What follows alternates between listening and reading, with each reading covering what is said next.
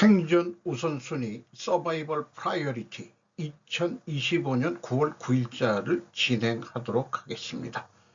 1.25 배속을 보시기 바라고요. 구독, 좋아요는 다 보시고 눌러주시면 감사하겠습니다. 오늘의 편집 내용이 되겠습니다.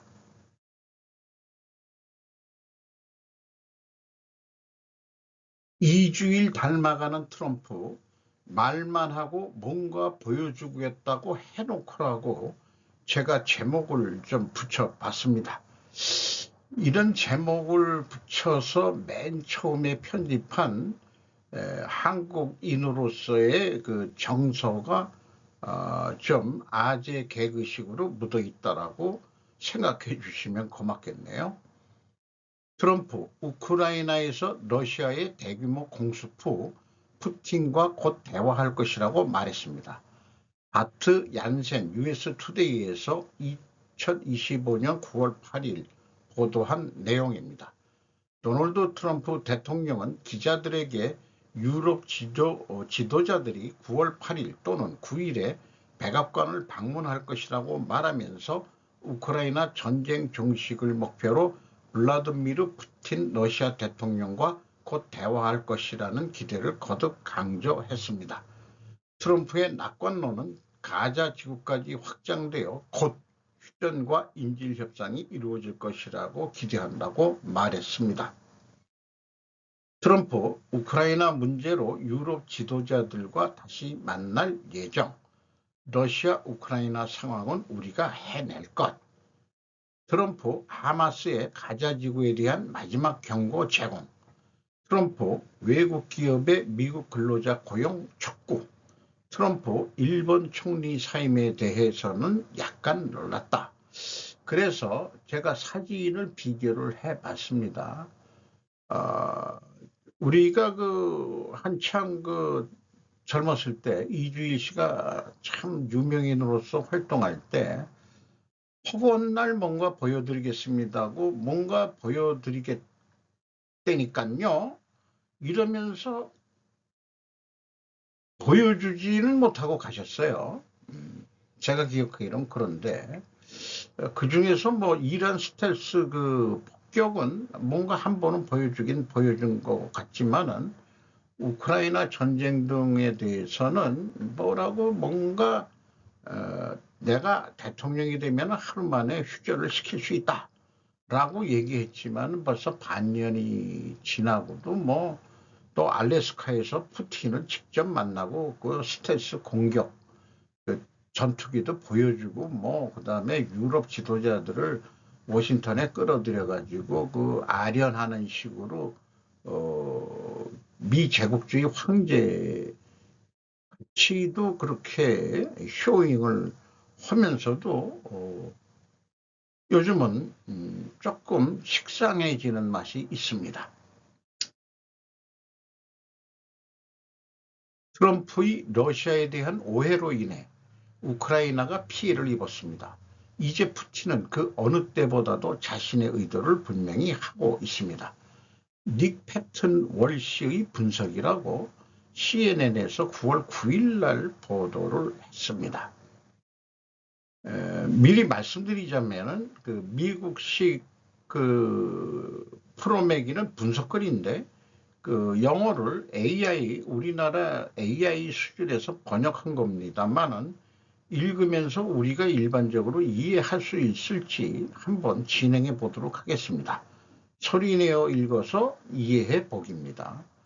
그것을 용감하고 낙관적이며 어쩌면 재앙적인 오독이라고 부를 수도 있습니다. 도널드 트럼프 미국 대통령이 성격의 힘을 통해 러시아의 블라디미르 푸틴 대통령에게 평화협정을 원한다고 설득할 수 있다는 믿음은 기껏해야 자신과 크렘린 수장에게 지나치게 관대했다는 것입니다. 모스크바가 점점 더 에너지를 생산하는 베이징의 봉신이 아니라 중국에 맞서 미국을 기다리는 동맹국이라는 전략적 핫테이크에 힘입은 것입니다. 잘못된 트럼프의 해석 아니냐는 얘기입니다. 모스크바는 평화를 원하지 않을 뿐입니다. 총리실과 일부 정부 부처가 있는 우크라이나 내각 건물이 일요일 전쟁이 시작된 이후 처음으로 타격을 입었으며, 이는 설계상이든 요격된 드론의 낙하 파편으로 인한 것이든 유럽연합과 영국 의회 사무실에 또 다른 공격이 발생한 이후 발생한 것입니다. 자, 그러면은 언제 EU와 영국 의회 사무실에 어떤 공격이 있었냐? 그런 얘기 같지는 않고, 우크라이나 총리 관저를 공격한 것은 나토와 영국 의회를 공격한 거나 마찬가지다, 이렇게 해석을 해야 될 것 같습니다. 타이밍은 우연이 아닙니다. 푸틴이 지난주 베이징의 봉호미에서 나와 주요 은행장인 시진핑 주석과, 왜 그 은행장이라고 번역을 했는지 모르겠어요, 불멸을 논의하고 흔들리는 미국 동맹국인 인도 지도자 나렌드라 모디와 리무진을 공유하며 중국이 자국 블록을 자유롭게 퍼레이드하고 싶어 한다는 사실을 인식했습니다. 참 말이 어렵네요. 러시아 그들은 돈, 재래식 군사무기, 강화된 탄화수소 구매 또는 추가로 10,000명의 북한 특수부대를 받아들일 수도 있습니다. 그러나 푸틴은 지금 자신이 혼자가 아니라는 것을 알고 있으며, 제재로 인해 러시아의 패배에 대한 서방의 내부 정치적 반대를 배제하고 자국 경제가 흔들 수 있는 마지막 희망이 될 것입니다. 한편 푸틴은 이미 승리한 시간을 강력하게 확인하고 있습니다. 이런 게 맞겠죠? 이게 기억이 좀 확실하지가 않네요. 이런 것 때문에 제가 이제 여기 정도까지만 편집을 해야 되는데, 우크라이나 관리들은 모스크바 군대가 동쪽의 포크롭스크를 최종 공격하기 위해 다시 집결하고 있으며, 더 북쪽의 쿠피안스크 근처에서 진전을 볼 수 있다고 우려하고 있습니다. 모스크바 동맹국들 사이에서 새로운 목적의식과 추진력을 가진 트럼프는 공이 자신을 향해 굴러가고 있음을 알게 됩니다. 유럽은 평화가 있을 경우 우크라이나에 더 많은 지출, 지속적인 헌신, 심지어 지상군 투입까지 약속하며 많은 역할을 해왔습니다. 트럼프는 유럽이 우크라이나가 한때 바이든이 주저했던 장거리 미사일과 같은 무기를 구입하는 데 비용을 지불하도록 허용하고 있습니다. 그러니까 우크라이나에 쏜 미사일이 모스크바까지 갈 수 있도록 허용한다는 거죠. 푸틴에게 경제적 압박은 그를 불편하게 만들 것이며, 원하는 것보다 더 이른 휴전을 모색하게 만들 수도 있습니다. 그러나 그것만으로는 그의 주요 목표를 막을 수 없습니다. 지난 8개월 동안 미국 대통령은 우크라이나 생존과 유럽 안보를 위한 계획을 세우는 데 시간을 낭비했으며, 불필요하게 모스크바에 의존하고 미국이 앞으로 수십 년 동안 여전히 필요로 할 전략적 대서양 횡단 동맹을 약화시켰습니다. 그러나 그들은 배워야 한다면 누가 어느 편에 서 있는지에 대한 귀중한 교훈을 제공해 왔습니다.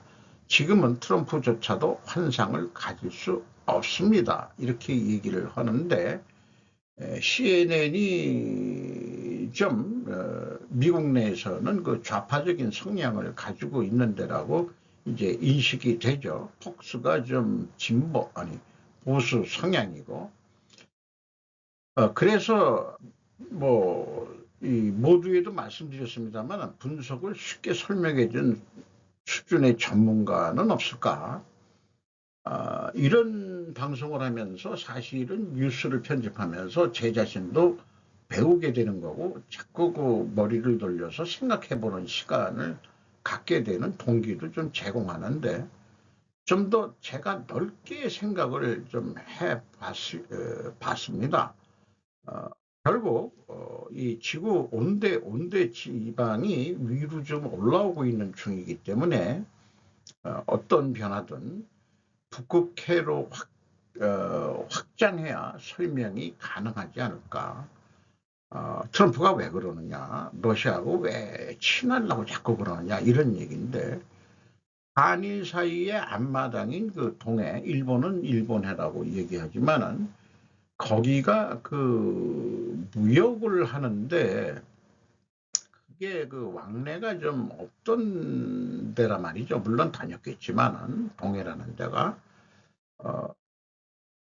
그런데 그 북극해를 그 지구 그 북극점에서 위에서 바라보면은 마치 한일 간의 그 앞마당 같은 게 동해인데 그 위쪽 북극점에서 바라보면은 그 위아래로 그 미국과 소련의 앞마당 같은 게 북해같이 느껴진단 말이에요.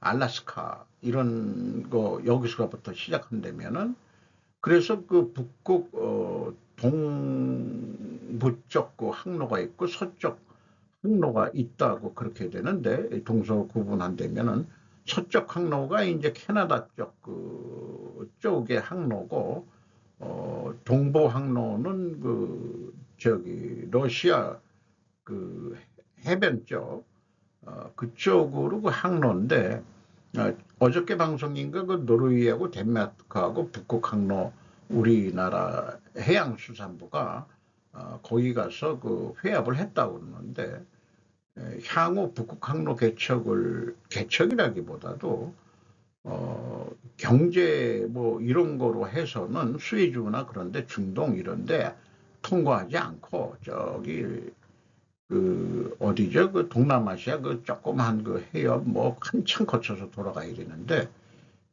글로 그 무역 항로가 개척이 되면은 동서 항로에 아주 그 획기적인 그 무역 항로가 개척이 되지 않겠냐. 이런 생각을 하면은 트럼프 아저씨의 그 마음을 이해는 할 것 같긴 해요. 그러니까 한일 간의 그 동해를 그 무역을 위해서 그 자유롭게 서로 왕래할 수 있는 그거가 돼야 되듯이 북극 해도 저기 러시아와 미국이 그 자유롭게 왕래할 수 있는 그런 게 나중에 그 세계 평화를 위해서 또 세계 무역을 위해서도 바람직한 거 아니냐 이런 생각이 들어가기 때문에 중국을 자꾸 그 제외시키려고 노력을 하고 있는 중이라고 그렇게 이해를 하면 어느 정도 저는 이해를 못하는 거는 아닙니다. 뭔가 보여드리겠습니다라고 말만 하지 말고 그렇게 넓게 이해를 하려고는 하지만은 뭐 아시다시피 우리나라 그 추방 그 근로자 추방 그것 때문에 뭐 미국 법이 어떻든 뭐 어쨌든지 간에 기분 엄청 나쁜 건 엄청 나쁜 건 맞습니다. 저도 역시 한국인 아니겠습니까? 당연한 거죠. 기분 나쁜 건 나쁜 겁니다. 태평양 동맹국들은 미국 조선업을 고칠 준비가 되어 있다고 상원의원들은 말하지만 혼란이 방해가 되고 있습니다. 크리스 파넬라가 비즈니스 인사이더에서 9월 7일 날 보도한 내용입니다. 2명의 민주당 상원의원이 조선 분야의 협력을 주요 주제로 삼아 한국과 일본 방문을 마쳤습니다. 더거스와 킴은 BIY 인터뷰에서 미국이 동맹국들에게 조선업을 지원하기 위해 더 명확한 소통을 제공해야 한다고 말했습니다. 뜨끔미진하게 하지 말고 확실하게 얘기를 해라. 미국은 중국이 산업을 지배하는 시기에 오랜 상업 및 군사 조선 문제에 직면해 있습니다. 문제는 미국이 어떤 지원이 필요한지 어떻게 조정할지 명확하지 않다는 것이라고 미국 의원들은 말합니다. 야두 축소, 프로그램 지연, 치솟는 비용으로 인해 미국 조선산업은 해군 함대를 유지하며 상업적 노력을 지원하는 데 어려움을 겪고 있습니다. 한편 경쟁국인 중국의 국영야들은 군함과 상업용 선박을 놀라운 속도로 생산하고 있습니다. 김 씨는 한국 측에는 진정한 흥분과 에너지가 있을 뿐이라면서도 미국이 얼마나 높이 뛰어야 하는지를 알려주기를 기다리고 있다고 말했습니다. 덕 워스는 조선사 본인이든 정부 관계자든 우리가 대화를 나눈 모든 사람들의 주요 질문 중 하나는 누구와 대화할지 모르겠다는 것이라고 생각합니다. 워싱턴 백악관 내에 뭐 조선 무슨 뭐 이렇게 이 조직을 만들었다고는 얘기하지만은 한국이나 일본 측 조선업 관계자들은 도대체 미국이 조선업을 뭘 한다고 하면서 누구하고 어떻게 대화할지를 아직 잘 모르겠다. 이런 거 꼬집는 그런 또 뉴스 좋습니다. 억류된 한국 노동자들의 귀국 합의에 대해 우리가 알고 있는 것들, 이런 제목으로 아만다 무사가 CNN에서 9월 8일 날 우리나라 뉴스에 뭐 쭉 많이 얘기 나왔기 때문에 그런 동일한 내용들이 되겠습니다. 그리고 뭐 다시 강조하지만은 미국 사업장 이민 단속 사상 최대 규모로 진행되었다. 이걸 이민법상으로 얘기해가지고 비자 관계 뭐 이런 건데, 한마디로 니들이 필요해서 투자를 해달라고 얘기하면은 우리가 요청하기 전에 이 사람들아, 이럴 때는 이제 양키라고 얘기를 해야죠. 양키 애들이 그래 취업비자 해줄게 라고 지들이 먼저 얘기 나와야 되는 거 아니에요? 그런데 이재명 정부 엿먹으라고 지금 그렇게 해버리는데, 요거는 대한민국 국민 정서를 건드리는 얘기인 것 같기도 하고요. 또 이런 뉴스도 있는 것 같아요. 항의하는 그 성명을 낸 게 민노총이다. 그러면은 그 배후에 그렇게 가서 일하고 해도 뭐 될 걸 어쩌고저쩌고, 글쎄 옳습니다. 어쨌든 좋은 뜻으로 돈 벌러 간 우리 한국 그 근로자들이 불법 이민자로서 체포되어 구금이 됐다는 거, 요거 국격에 대한 자존심이 매우 상하는 그런 사건이 되겠습니다. 반미 감정을 일으키려고 일부러 얘네들이 그랬나? 모르겠네요. 한국과 일본 국방부 장관 서울에서 회담 개최. 우리나라 뉴스도 잠깐 나온 것 같은데, 로이터 9월 8일 날 보도한 내용입니다. 이게 뭐 10년 만에 뭐 왔대나 어쨌거나 뭐 해가지고 개최될 예정이라는 그런 내용으로 했는데, 뭘 얘기할 거냐, 그거에 대해서는 확실한 얘기가 없었습니다. 이 뉴스에는. 그런데 20안은 일요일에 사임하면서 세계에서 네 번째로 큰 경제대국에 대한 정책 불확실성이 장기화될 가능성이 있습니다. 해가지고 이 한일 간 국방장관 회의에 대해서 이재명 대통령이 20안 만난 거, 안보, 경제관계 형성 이런 거하고 연결해서 보도를 해주고 있네요. 그래서 우리나라 뉴스를 찾아보면은 이게 9월 8일인데 한일 국방장관 AI 무인체계 우주 등 첨단과학 기술 협력 모색, 이렇게 해서 한일만, 일본 국방장관만 별도로 만난 줄 알았더니 그런 일환이 아니었네요. 또 뉴스를 검색해 보면은 한국 필리핀 국방장관 회담 방산협력 확대, 연합뉴스 일본판에서 알게 됐습니다. 서울 연합뉴스, 한국의 안규백 국방부 장관은 8일 서울 안보대와 SDD, 세울 디펜스 디스 다이알로그라고 되어 있네요. 출석하기 위해 내한한 필리핀 테오도르 국방장관과 회담에 영내 정세나 양국의 국방협력의 발전 방향에 대해 의견을 교환했다. 한국 국방부가 전했다. 안 위원장은 필리핀에 대해 6.25 전쟁에 아시아 최초로 참전한 나라로 유엔군 사령부 회원국이라며 사의를 표했다. 두 사람은 지난해 수립된 양국 간 전략적 동반자 관계를 국방 분야에서도 확대해 나갈 것이라고 확인했다. 또 한국 항공우주가 제작하는 다목적 전투기 FA-50을 필리핀군이 도입하는 등 필리핀의 안보 능력 강화에 한국 측이 기여하고 있다고 평가했다. 안 위원장은 한국산 무기의 우수성을 알리고 방산 협력이 더욱 확대될 것이라고 기대했다. 그래서 이 필리핀 국방장관 테오도르가 떡대가 좋은 모양이네요. 이 안규백 국방장관은 최초의 군 출신 아닌 민간 출신의 국방장관에 이번에 취임한 거로 제가 기억을 하고 있습니다. 그래서 이게 서울에서 이런 게 있었나 했는데 AI한테 그래서 물어봤어요.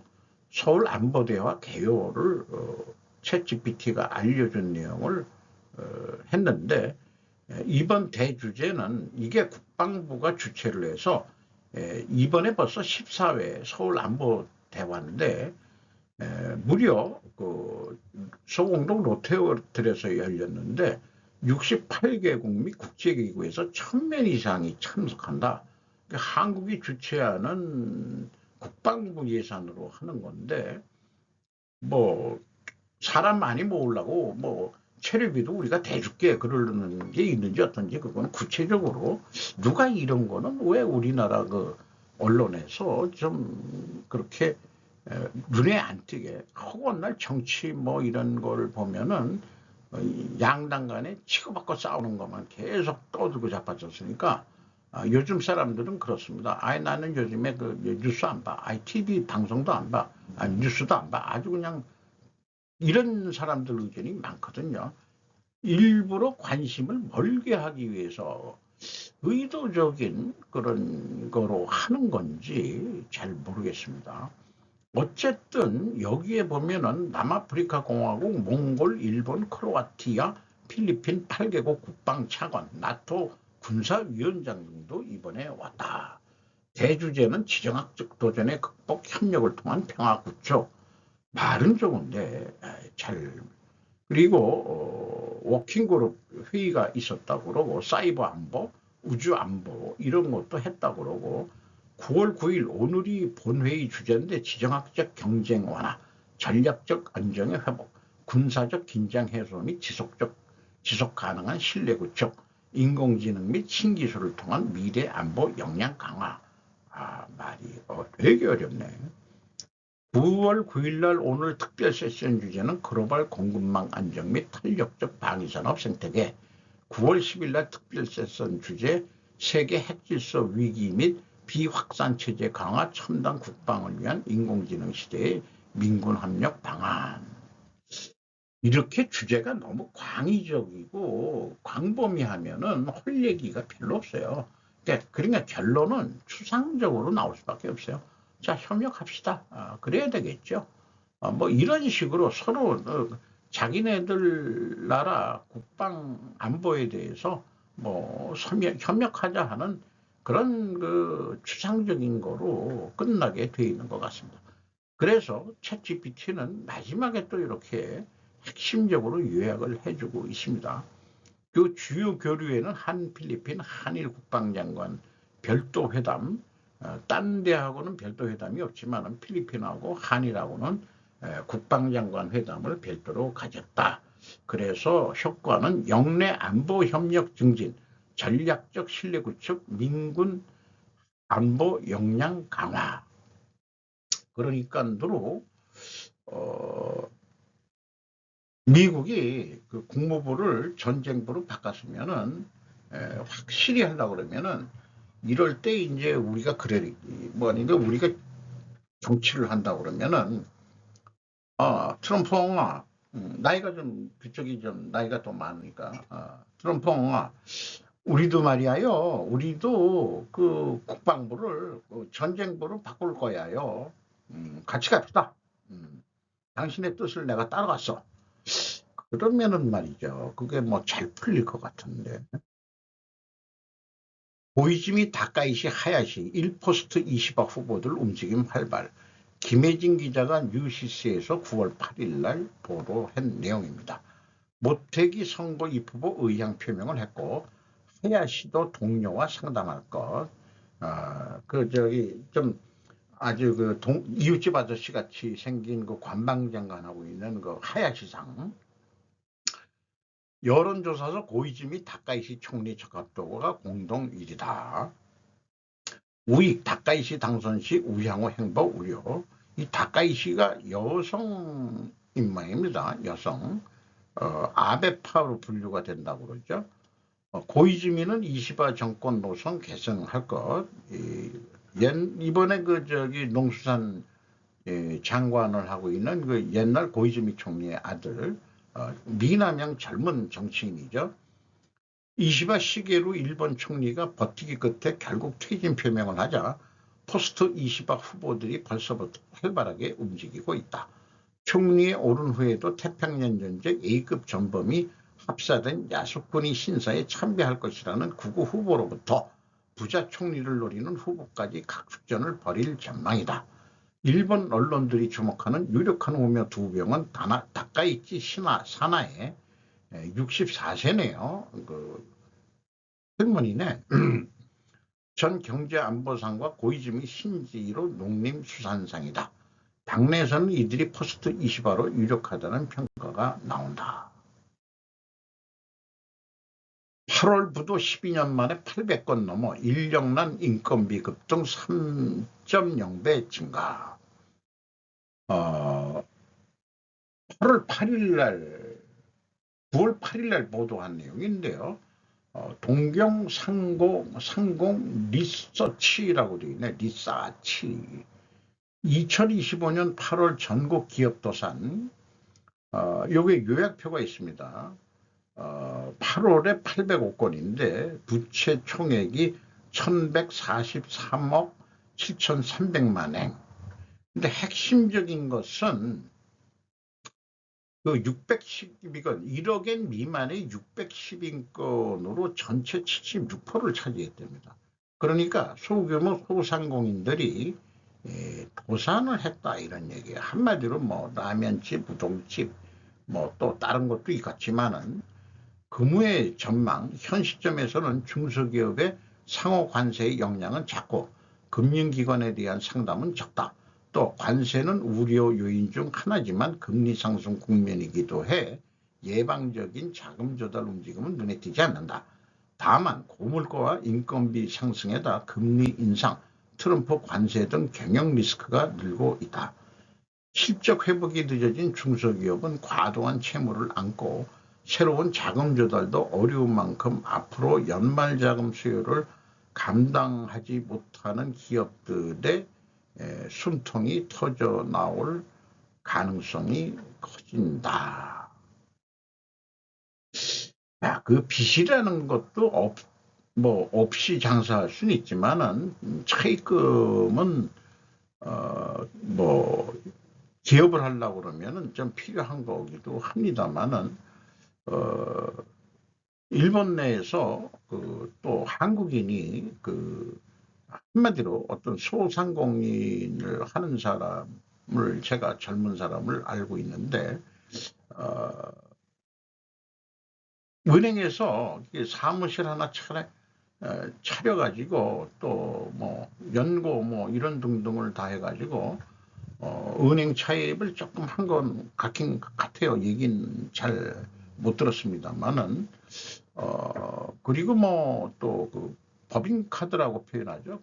법인카드, 그러니까 법인은 아니지만 그런 기업카드 이런 게 나오면은 또 나름대로 이제 신용이라든지 뭐 등등 해가지고 뭐 대출 이런 것도 좀 가능은 하다 이런 얘기를 들었습니다만은 어쨌든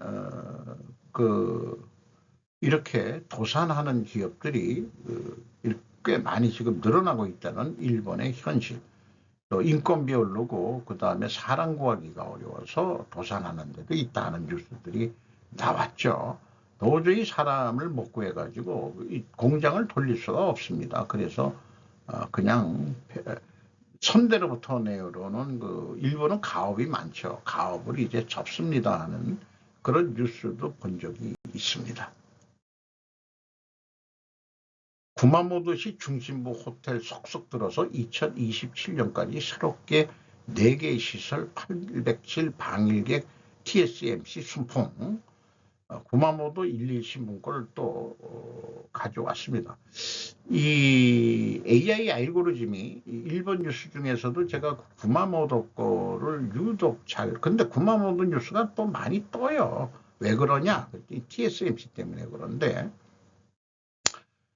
귀숙 노노 구마모토라는 일본식 욕관을 연상시키는 그런 호텔이 있는데 최상층에 여기 나카꼬미 마사토시 지배인이 최상층에 천연온천이나 건식 사우나, 냉탄도 갖추고 있어. 일본 이런 데를 홋카이도 가서 경험을 해봤는데 아주 특별한 경험이었습니다. 좀 하루에 1인 12,000원이면은 우리는 저기 뭐죠? 그거 그냥 고급 여행이 아니고 뭐죠? 그냥 배낭여행 비슷하게 가는 수준으로 가본 경험이 있는데 이런 데는 이제 일본 가서 하루 정도만 자고 보통은 싸구려 게스트하우스 이런 데서 하고 있습니다만은 호텔이 4군데나 생긴다. 여기가 웅본역인데 여기가 웅본성이면은 대충 한두 번 가보니까 어딘지는 알겠어요. 그러니까 시내 중심에 호텔이 생긴다 이런 얘기고 또 웅본성이 여기 있으니까 관광하기도 좋고 뭐 그런 것 같습니다만은 저는 시내 전철을 타고서 웅본성 여기 요렇게 돼 있는 게 아마 시내 전철일 것 같습니다. 이 전차 이렇게 해서 조금 여기서 조금 돼서 북쪽으로 올라가면 울산역이 나옵니다. 울산역. 그러니까 울산역이 왜 울산역으로 졌냐 그러면은 울산하고 자매 결혼 맺은 게 있어서 울산역으로 구마모토가 역 이름을 아예 져줬습니다. 거기는 시내 같지는 않지만은 박물관도 있고 구경거리가 꽤 있는 거로 되어 있습니다.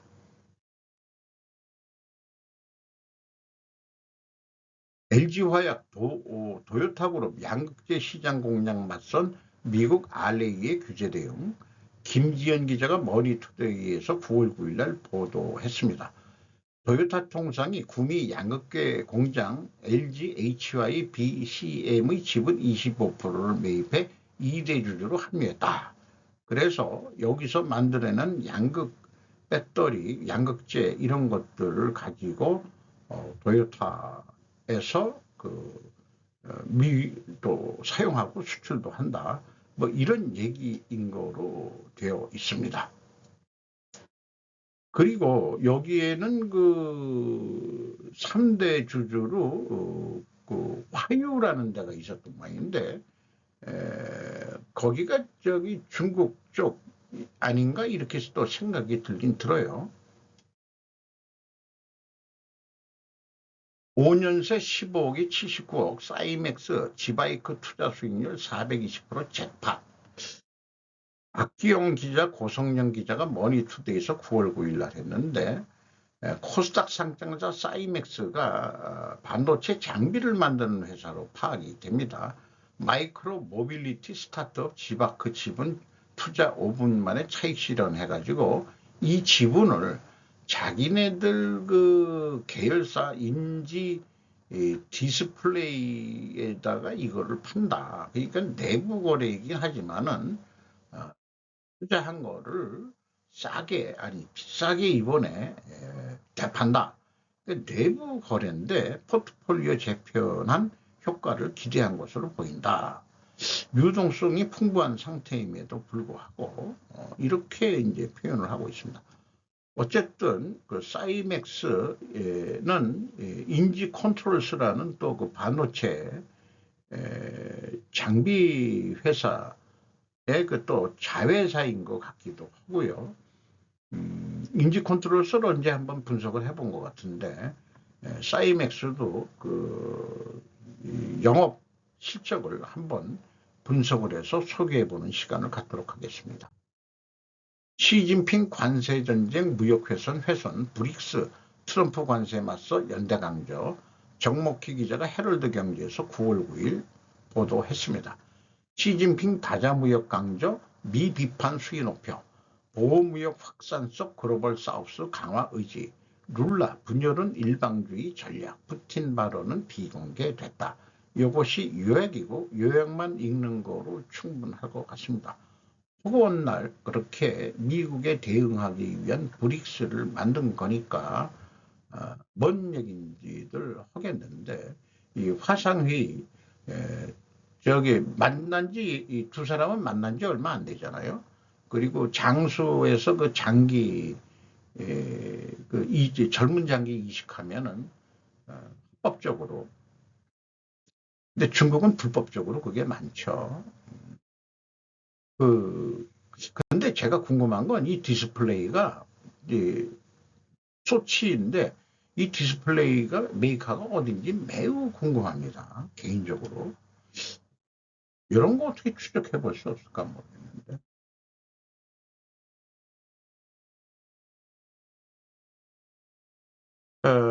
요거는 항상 그 템플릿 식으로 그 과학적 사고 방식을 지향하는 생존 우선순위의 그 어떤 그 사고 방식을 그 좀 소개하는 그런 내용이 되겠습니다. 그래 보려고 노력을 하는 거죠. 자, 오늘도 구다이 좋은 하루 되시기 바랍니다.